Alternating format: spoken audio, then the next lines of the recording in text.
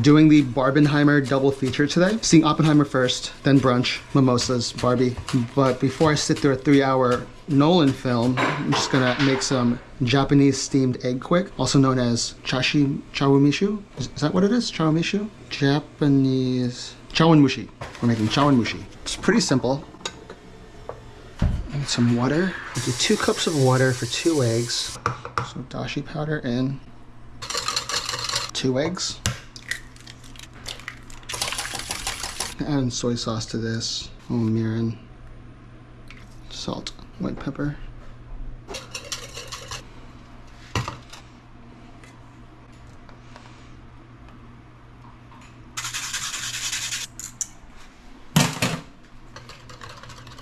Put that right there. I have these shiitake mushrooms that were dried and I just put them in some water. Put some mushrooms at the bottom. Scallion. Pour the egg. And use these to top them. This is going directly in. Like 5 minutes. Not too bad. It's a little jiggly, a little too jiggly from what I want. I think I used too much water and not enough egg. So if you do this yourself, maybe use 1 more egg. But let's try it out, because I cannot wait, because I am late already.